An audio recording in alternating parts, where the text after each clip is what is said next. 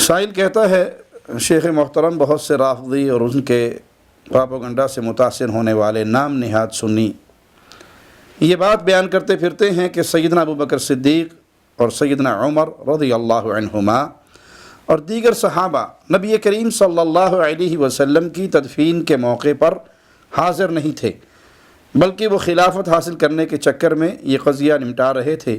اس کی کیا حقیقت ہے، وضاحت فرما دیں۔ رافضیوں سے، شیعوں سے تو کیا شکوہ کہ ان کا دل صحابہ کی دشمنی میں سیاہ ہوا ہے، اور صحابہ کی دشمنی میں وہ تمام حدوں کو پھلانگ چکے ہیں۔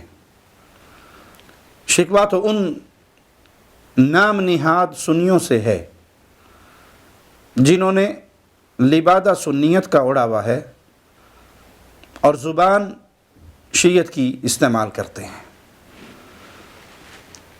لیبل سنیت کا لگایا ہے، اور حقیقت میں ان کے دل کے اندر بھی پیارے نبی صلی اللہ علیہ وسلم کے بعد صحابہ کا بغض ویسے ہی پنپ رہا ہے جیسے شیعت کے دل میں پنپ رہا ہے۔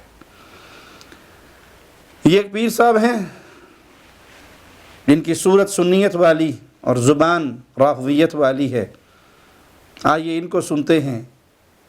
یہ پیر صاحب فرماتے ہیں، جی پیر صاحب آپ سے سوال ہے کہ کیا حضرت عمر، حضرت ابوبکر، حضرت عثمان نے حضور پاک صلی اللہ علیہ وآلہ وسلم کی تدفین میں شرکت کی تھی؟ اب اہل سنت والجماعت کی کتب میں جو کوئی لکھا ہے میں تو وہ لکھا ہوا آپ کو بتا سکتا ہوں۔ یہ دیکھو جامع الاحادیث میں یہ بات موجود ہے کہ حضرت ابوبکر صدیق، حضرت عمر فاروق نبی پاک صلی اللہ علیہ وآلہ وسلم کی تدفین میں شامل نہیں تھے۔ اس کے علاوہ بھی حوالہ جات موجود ہیں کہ مسند امام احمد بن حنبل میں بھی یہی روایت موجود ہے کہ حضرت ابوبکر صدیق رضی اللہ تعالیٰ اور حضرت عمر فاروق رضی اللہ تعالیٰ کو آپ بھی آقا علیہ الصلوۃ والسلام کی تجہیز و تدفین میں شامل نہیں ہو سکے۔ اس کے علاوہ بھی روایات ہیں۔ کنز الاموال، مسند امام احمد بن حنبل کے علاوہ کنز الاموال میں بھی یہی روایت موجود ہے کہ حضرت ابوبکر صدیق اور حضرت عمر فاروق یہ آقا علیہ الصلوۃ والسلام کی تدفین میں شامل نہیں ہو سکے۔ اور مصنف ابن ابی شیبہ نے بھی یہی روایت کی ہے کہ یہ حضرات شامل نہیں ہو سکے۔ جن افراد نے نبی پاک صلی اللہ علیہ وسلم کو غسل دیا تھا انہوں نے ہی آپ کو دفن کیا۔ اصحاب رسول نے نبی پاک صلی اللہ علیہ وسلم کی تدفین میں کوئی شرکت نہ کی، مذکورہ افراد نے آپ کی تدفین کی۔ یہ طبقات ابن سعد میں بھی ہے۔ کنز الاموال کے الفاظ بھی موجود ہیں کہ حضرت صلی اللہ علیہ وسلم کی تدفین میں 4 افراد کے ہاتھوں عمل میں لائی گئی کہ حضرت صلی اللہ علیہ وسلم کی تدفین میں حضرت ابوبکر صدیق اور حضرت عمر فاروق شامل نہیں تھے۔ کنز الاموال کا یہ حوالہ موجود ہے۔ اس پیر صاحب نے جتنے حوالے دیے اہل سنت کی کتابوں کے، وہ جامع الاحادیث، مسند احمد، کنز العمال، مصنف ابن ابی شیبہ، یہ حوالے اس پیر صاحب نے نقل کیے اور اس سے روایت سنائی۔ اہل علم بلکہ طالب علم، مدارس کے طلبہ، وہ بھی جانتے ہیں کہ علامہ سیوطی کی جامع الاحادیث اور علاء الدین ہندی کی کنز العمال یہ ایسی کتابیں ہیں جن میں اپنی سند سے کوئی حدیث نہیں ہے بلکہ دیگر کتابوں سے منقول ہیں، اور ان دونوں نے ہی یہ روایت مصنف ابن ابی شیبہ کے حوالے سے نقل کی ہے، جیسے کہ جامع الاحادیث میں اور کنز العمال میں رمز شین کے ساتھ اس طرف اشارہ بھی کیا گیا۔ رہ گئی بات مسند احمد کی، مسند احمد میں یہ روایت موجود نہیں ہے۔ پیر صاحب جو یہ مسند احمد کا حوالہ دے رہے ہیں، دراصل یہ وہ نسخہ ہے جس کے سائیڈوں پر کنز العمال شائع ہوئی ہے، مصر سے شائع ہونے والا یہ پرانا نسخہ، اور پیر صاحب اپنی قابلیت دکھاتے ہوئے پہچان نہ سکے کہ یہ کتاب جس سے انہوں نے پڑھی یہ کتاب ہے کون سی۔ پیر صاحب نے 4 کتابوں کے حوالے دیے۔ میں عرض کرتا ہوں کہ 100 کتابوں میں بھی یہ روایت ہو، اگر سندن صحیح نہیں تو جتنی مرضی کتابوں میں یہ روایت آ جائے اہل ایمان کے لیے حجت نہیں ہے.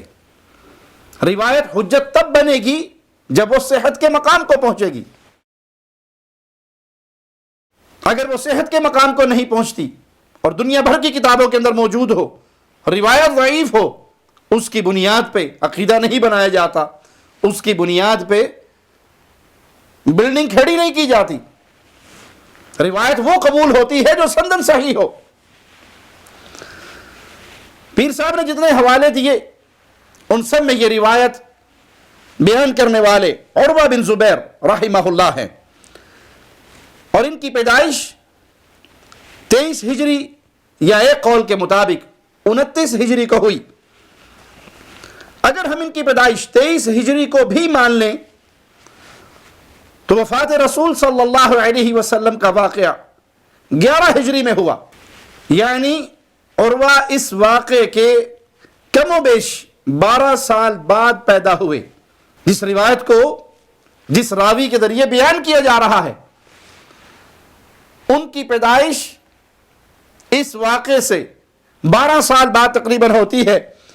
جب اس موقع پہ وہ موجود ہی نہیں تھے تو وہ یہ کیسے بیان دے سکتے ہیں کہ سیدنا ابو بکر صدیق اور سیدنا عمر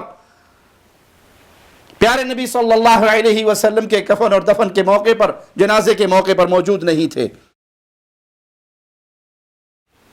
اصول کے مطابق یہ روایت منقطع ہے، اور پیر صاحب بھی جانتے ہیں، اہل السنہ بھی جانتے ہیں، طالب علم بھی جانتے ہیں کہ یہ روایت حجت نہیں ہے. افسوس ہے ان لوگوں کی سنیت پر جو ضعیف روایات کا سہارا لے کر پیارے نبی صلی اللہ علیہ وسلم کے پیارے صحابہ کی مبارک ہستیوں پر اپنی گندی اور ناپاک زبانوں کو دراز کرتے ہیں. اور پیر صاحب کے الفاظ سنیے غور سے. آپ نے حکومت دے معاملات نو نبی علیہ الصلوۃ والسلام دی تجہیر و تکفین نالوں زیادہ جو فضیلت دیتی اور ادا چلے گئے. انا للہ و انا الیہ راجعون.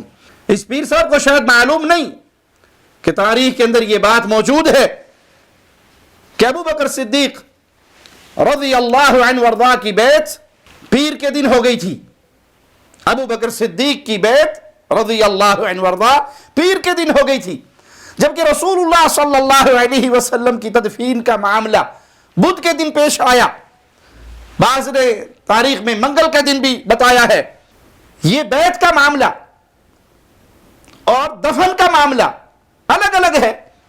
بیعت پہلے ہو گئی، دفن کا معاملہ بعد میں ہوا. تو یہ تانا کیسے دیا جا سکتا ہے کہ انہوں نے پیارے نبی صلی اللہ علیہ وسلم کی تجہیز و تکفین کو چھوڑ کر، آپ کے جنازے کو بھی چھوڑ کر حکومت لینے کے لیے اور خلافت لینے کے لیے وہ اس خلافت کے معاملے کو نپٹاتے رہے. اس پیر صاحب کو چاہیے کہ اگر واقعی یہ سنی ہے تو سنیت کے مسائل کو سنیت کی کتابوں سے پڑھ لے، علماء سے ان مسائل کو سیکھ لے اور پھر اپنی زبان کو دراز کرے. پہلے علم حاصل کرے اور پھر اپنی زبان کو کھولے. اس طرح کے پیر، اس طرح کے مولوی وہ حقیقت میں رافضیت کے وکیل ہیں. رافضیت کی زبان بول کر، شیعت کی زبان بول کر سنی نوجوانوں کو بہکانے کا کام کرتے ہیں. اور یہ صرف یہ پیر نہیں ہے، اس طرح کی بہت لمبی لائن ہے. حنیف قریشی مجرم کو دیکھ لیجئے جو پیارے نبی صلی اللہ علیہ وسلم کے ایک بڑے عظیم صحابی کو، سیدنا ابو سفیان کو پلیت کہہ کے پکارتا ہے کہ ابو سفیان پلیت. اپنے کو اپنے ابو سفیان جیسا پلیت. اور جب اس کی پکڑ ہوتی ہے تو کہتا میں نے پلید کہا تھا اس کی سابقہ زندگی کو سامنے رکھ کر. کہ اس وقت کی بات کر رہا ہوں جب یہ بھی وہ مسلمان نہیں ہوئے تھے. اس وقت بھی یہ تسلیم نہیں کیا کہ مجھ سے غلطی ہو گئی، میری زبان سے یہ جملے نکل گئے، بلکہ نہیں کہا میں نے سابقہ کفر کی زندگی کو سامنے رکھ کے پلید کہا. ایک شخص مسلمان ہو گئے، ایمان کی دولت ان کے سینے میں اتر گئی. اللہ کے نبی صلی اللہ علیہ وسلم نے اتنی عزت دی کہ جو بیت اللہ میں داخل ہو گیا اس کو بھی امان ہے، اور جب ابو سفیان کے گھر میں داخل ہو گیا اس کو بھی امان ہے. پیارے نبی تو اس کو اتنی عزت دیں اور یہ رافضیت کا وکیل اس پیارے نبی کے پیارے صحابی کو پلید کہتا پھرے. اسی کے قانون کے مطابق جو اس نے بیان کیا کہ میں نے ان کی سابقہ کفر اور شرک والی زندگی کو، اسلام دشمنی والی زندگی کو سامنے رکھ کر یہ لفظ استعمال کیے، تو میں اس مجرم سے، اس ظالم سے سوال کرتا ہوں، اہل سنت کے عقیدے کو چھوڑ کر تم رافضیت کی تسبیح پڑھتے ہو اور یہ عقیدہ رکھتے ہو کہ ابو طالب کلمہ پڑھ چکے تھے، مسلمان ہو گئے تھے. بقول تمہارے ابو طالب کلمہ پڑھ چکے تھے، معنی یہ کہ ان کی زندگی ایسی تھی، ایک دور ان پر ایسا تھا جس میں انہوں نے کلمہ نہیں پڑھا. جب کلمہ نہیں پڑھا تو پھر کون تھے؟ پلید تھے. تو کیا اپنی زبان سے یہ جسارت کر سکتے ہو کہ تم ابو طالب کو پلید کہو، ان کی اس زندگی کو سامنے رکھ کر جس میں انہوں نے کلمہ نہیں پڑھا؟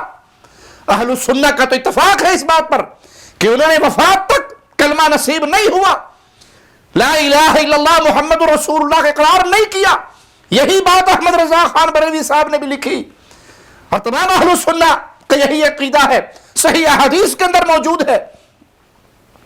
لیکن تمہارا دعویٰ ہے کہ نہیں، انہوں نے کلمہ پڑھ لیا تھا. تو جو ایام ان پر کلمہ پڑھے بغیر حالت کفر کے گزرے، کیا اس کو سامنے رکھ کے کبھی تم جرت کرو گے، اپنی زبان سے کہو گے ابو طالب پلید؟ نہیں کہو گے، کیونکہ تم رافضی ہو، تمہارے اندر شیعت پنپ رہی ہے، تم نے جھوٹا چولا سنیت کا پہنا ہے، تم معاویہ کے بھی گستاخ ہو، ابو سفیان کے بھی گستاخ ہو، صحابہ کے بھی گستاخ ہو، اور محمد الرسول اللہ کے بھی گستاخ ہو. کبھی ان ظالموں کی زبان سے نکلتا ہے نو معاویہ، ہمیں معاویہ نہیں چاہیے. نو معاویہ، حسن کو تو چاہیے تھا، حسن نے تو اپنا ہاتھ دیا ان کے ہاتھ میں، حسن نے تو انہیں اپنا امیر بنایا. تم ان سے بڑھ کر متقی اور پرہیزگار ہو کہ جس پر مولا علی کا بیٹا راضی ہو جائے اور مسلمانوں کا، مومنوں کا امیر جن کو مقرر کر دے، تم کہتے ہو نو نیڈ معاویہ، نو معاویہ. نہیں، حقیقت میں تمہارے دل میں بغض صحابہ ہے جو گاہے بگاہے نکلتا رہتا ہے. تم ان رافضیوں سے بڑھ کر مجرم ہو جو چھپ کر سنی نوجوانوں کے دلوں میں صحابہ کے بغض کو پیدا کرتے ہو. اللہ سے دعا ہے اللہ ہمیں حب صحابہ پہ، حب اہل بیت پہ زندہ رکھے، حب مصطفیٰ پہ زندہ رکھے، توحید کا داعی بنا کر زندہ رکھے، اور اسی پر ہماری موت ہو. اقول قولی ھذا واستغفر اللہ لی ولکم ولسائر المسلمین.